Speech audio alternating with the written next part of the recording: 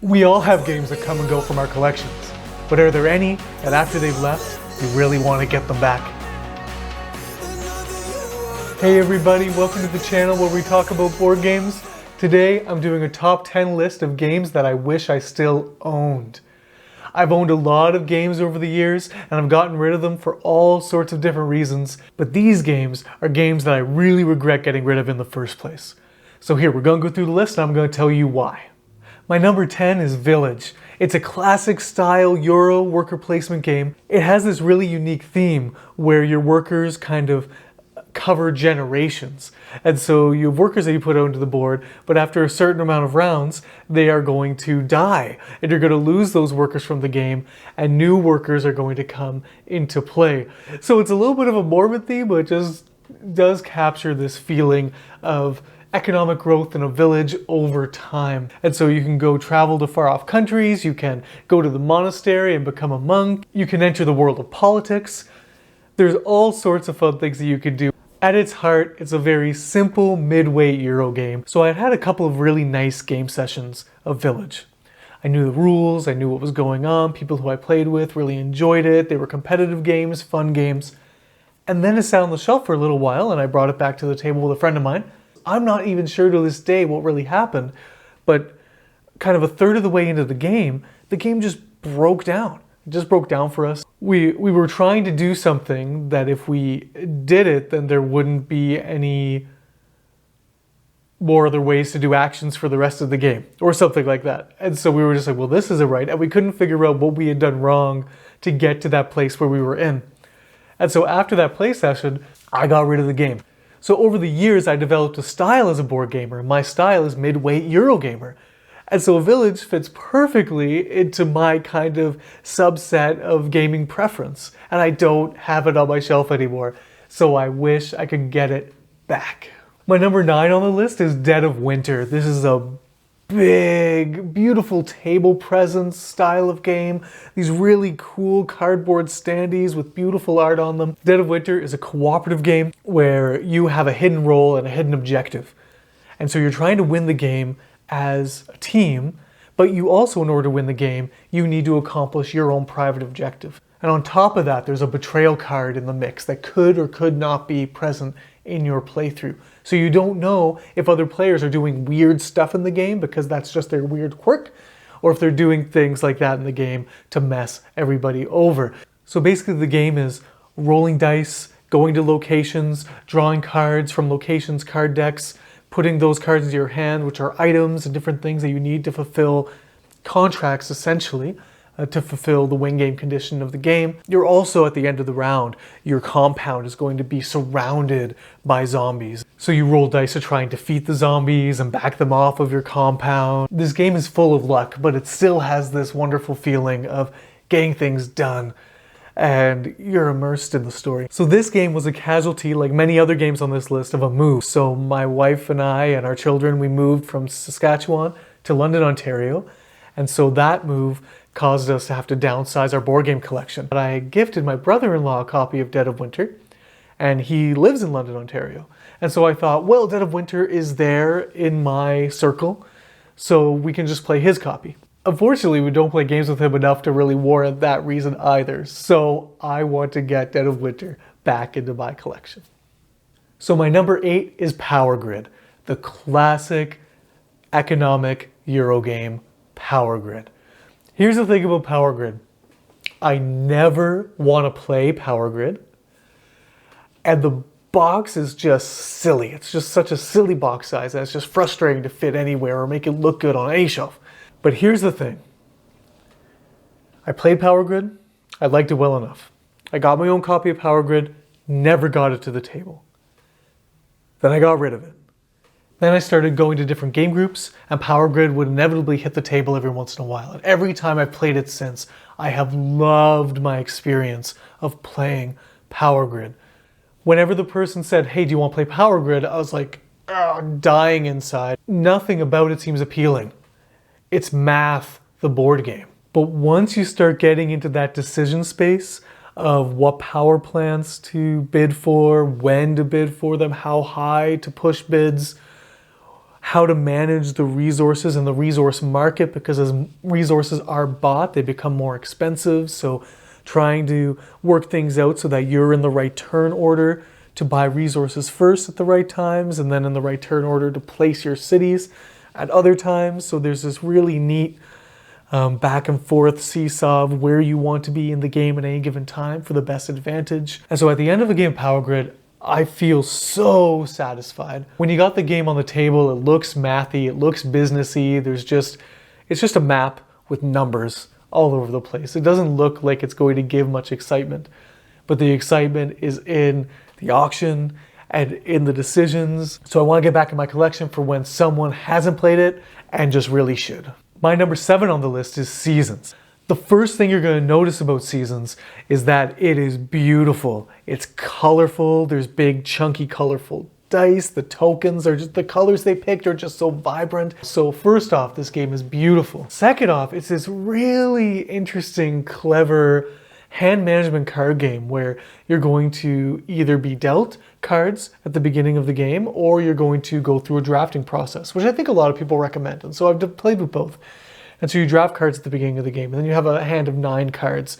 And so what you do is you pick 3 cards that you're going to start with, and then you reserve 3 cards apiece for rounds 2 and round 3. So what happens is that right off the bat, you're having to make this decision between which of these cards do I want to play right away, and which of these cards are going to be better to come in later game, and when do they come in? And inevitably, there's no perfect combination of how those things are going to work. So the game has this really fantastic dice drafting mechanic that kind of runs the whole game, where at the beginning of a round, you're going to roll these dice for the season, and the dice are going to allow you to do things like draw a card, gain resources, or transmute crystals into victory points, which is a big way to get points in this game. It also indicates how many cards you're going to be allowed to play that round, which is a really interesting, restrictive mechanic that is hard to get your head around at first, but then really makes the game sing as you're into it and you're trying to get extra card plays throughout the round and these kinds of things like that, where it's essentially a combo building game. So you're trying to get your cards to feed into one another so that they really build into some really intense combos that get you a lot of victory points going forward. And herein lies the problem for me, and why I got rid of the game from my collection, is that people who are good at this game are really good at this game. And this game really rewards multiple plays. It really rewards getting into the strategy. Knowledge of the game is vital for doing well. And so it didn't serve well as kind of a casual, fun game to get to the table.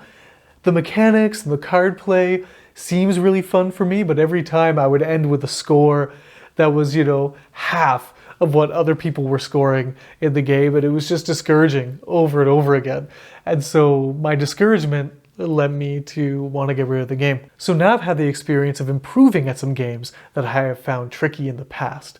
And so now I really want to get Seasons back to the table. It's on Board Game Arena, so I'm going to play it there some more. But Seasons was my number 7. Number 6 on the list is a favorite of almost everyone's. I'm talking about Blood Rage. You're gonna say, what, you got rid of Blood Rage? Yes, I got rid of Blood Rage. Blood Rage for me was one of those situations where it's everything in a game that I am not attracted to. I'm not attracted to big miniatures. I'm not attracted to area control, influence, majority. I'm just not good at it. I always lose, and that's at the heart of this game. So for me, Blood Rage, once I bought it, got it to the table, I realized first thing that it just wasn't for me. The other thing that happened was during our play of it, a good buddy of mine, he won by having all of his guys be defeated in the conflicts and going to Valhalla, and then all of his cards had points for his men going to Valhalla, which I found so counterintuitive and I couldn't get my head around, and it just seemed so wrong. And it just left a bad taste in my mouth that someone could win by losing. And I was also mad because I wish I had those cards, because I naturally lose at those kind of conflict battle games. And so I just wish that I had taken advantage of that strategy myself. So anyway, I sold it to him. And he ended up painting all the miniatures and getting right into it. So it was a game that really benefited him and what he likes in gaming. But recently I've been watching a lot of top board game lists, top 10 lists, top 100 lists. And Blood Rage keeps coming up over and over and over again. And I only played it once. And so I want to get it back in my collection, or maybe play someone else's copy. But I think I want to get it back to try it a few more times, try it at various player counts, really see if I missed something. I want to get this back and I want to give it a few more tries. So that's Blood Rage, number 6. Now we're getting into the real good stuff. With my number 5, we're talking about ghost stories. Oh my goodness, ghost stories. If you don't have nightmares just thinking about how many times that game has bludgeoned you to death, there is something wrong. This game is an amazingly tight, really smooth, cooperative game where on the board there's 4 different quadrants and there's 4 different colors of demons that are coming at you, and you have your characters on a grid, and you have action points to spend to move your guys around the grid to do various actions that allow you to defeat these monsters that are coming at you from every which angle. It's really a game where you feel helpless. There's a barrage of demons, there's a barrage of ghosts coming at you from every angle, and you're just trying to fend them off, and all of you around the table are just frantically working. Do this, try this, why don't you do this? Oh, you have that, why don't you try that? No, not that, I don't know. And the die rolls, right? Everything in this game is what ghosts come out of the deck and what dice you roll. And there's ways to mitigate those kinds of things, and there's some cool special powers that you can really leverage to be more strategic about what you're doing in the game. But at the end of the day, how the deck is stacked is really how well you're going to do in the game. And that's what led me to get rid of it in the first place, was we had gone through a playthrough where we just got destroyed, and everywhere around the table was just yelling and screaming and a little bit frustrated, but ultimately had a great time. But I couldn't see how the game wasn't dependent on how the deck was shuffled at the beginning of the game and what cards came out in what order. And so I felt like no matter what we did as a group, it was always going to come down to how was the game set up. But now that I'm thinking back on it, I'm thinking about how much fun we had in-game and the tension that it creates. Not every game needs to be strategic. Not every game needs to reward thinky strategy. Some games just create an environment where you're tense and you're hoping that everything is just gonna work out, and then it doesn't and you have to scream. These kind of moments are what we live for in gaming, but I get rid of it because it doesn't live up to my strategic standards? I don't know. So I want to get ghost stories back into my collection, get it to the table, have a lot of fun with my friends. My number 4 here is Arcadia Quest. I was really curious about dungeon crawl style games, something like Descent, 2nd edition, or something like that. But I always found there was a barrier to entry for me where, because that style of game was so unfamiliar to me, I didn't have anyone to kind of walk me through it. So when Arcadia Quest came along, it seemed like a really shallow entry into that world of dungeon crawl. And whoa, how this game works is so simple and so brilliant. Basically, it's this tactical skirmish game. You're going around collecting treasures and fighting other players as well as bad guys that the game provides. And you're doing melee attacks and you're doing long range attacks, and the way that you figure out range is really simple, where you just line up the dot in the center of the tile that you're standing on and the dot in the center of the tile that your enemy is standing on. If you have a clear line of sight between those 2 points, then you can pull off the attack. And the way that the dice work in this game, so this is my favorite thing about Arcadia Quest, is you get to roll handfuls of dice. And even though it's totally random, for some reason it feels like you're being strategic about your dice rolls. It was just a game where I felt like I was pulling off things more often than not. There's a critical hit face on the dice. And so when you roll that, you get to roll another dice on top of that dice. And so it just, your dice rolling explodes into pandemonium, and you're just getting hit after hit after hit on your enemies and the other players at the table. It's just mayhem and insanity, and it's so much fun. It's dice chucking, but done very well, and a really fun game. And so what killed this game for me, though, was that it's a campaign style game. So you play this campaign through, and so we played 4 or 5 out of the 6 sessions, and then we just didn't get it back to the table. And so it was really frustrating because we had a really pleasant experience with the game. We were having a lot of fun, but maybe not quite enough fun for us to choose it over some of the new games that were getting entered into our game group. So Arcadia Quest was just so fun to play, so simple, so gorgeous on the table. I want it back. My number 3 game is a funny one. It's Imperial Settlers. And now in this day and age, we're all talking about Empires of the North, which I don't have yet. So really, I want to get that to my collection before I get this back in my collection. But Imperial Settlers was a game that I loved. I love Imperial Settlers. There's one mechanic that's a little clunky for me, and it's the way that you gain cards at the beginning of a round, where you put cards out the middle of the table and then you go in turn order and you pick cards into your hand. I just kind of wish that was just a card draw. It seemed to really kind of slow each round down to kind of take a look at these cards. Are they any good? When really all the cards are fairly similar enough that you can do a lot of what you want to do with whatever cards come into your hand. But apart from that, this is a really cool civilization game on kind of a small scale, but you kind of get that feeling of putting out buildings, getting resources, tearing down buildings, attacking other people's buildings. You have all the things that are kind of in a civilization game, but in a nice, cutesy package. I love holding a hand of cards and seeing the options that are before me and trying to work it in my mind. Okay, which order to play these cards in, how to make all these work together, if I have enough resources to afford the cards that I need to play from my hand to do what I need to do. That decision space is heaven for me. So I love that about the game. So what kind of got this game out of our house was that I played the game with my wife once and she wasn't a huge fan of it. And I'm just a sucker for what other people think about the games I play with them. When people don't enjoy a playthrough of a game with me, I tend to feel bad because I just want people to have fun. I want people to enjoy the experience of gaming. And so when that doesn't happen, it kind of spoils the game a little bit for me. And so that's what happened in this case. So I ended up categorizing it as a game that I love, but I wouldn't play that much. And then when time came to move, it got kicked out of the collection. And now I want to get Imperial Settlers back in my collection. Now my last two games were games that were just straight casualties of the move.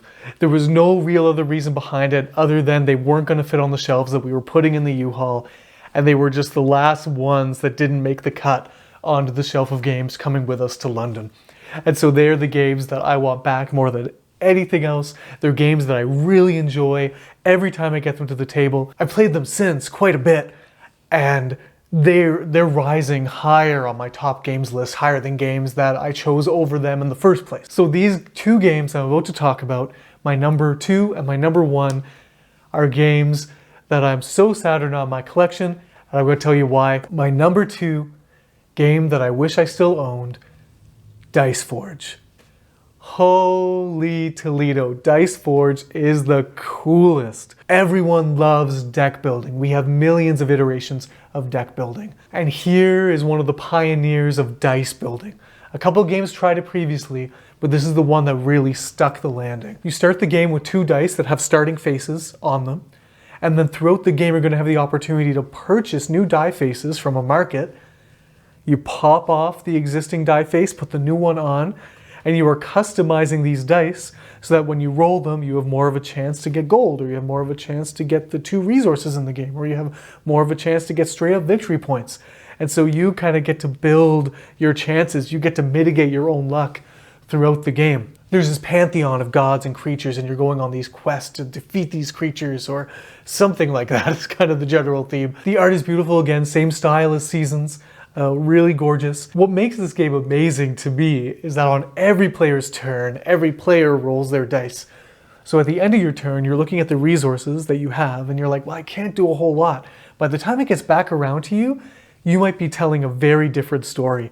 And that's just so satisfying to exhaust all your resources on one turn, and then your very next turn, you're ready to go again. The challenge with Dice Forge is knowing which kind of monsters to go after in that pantheon and which abilities to leverage. Do you leverage one-time abilities, or do you try and use abilities that are ongoing, that kind of build throughout the game?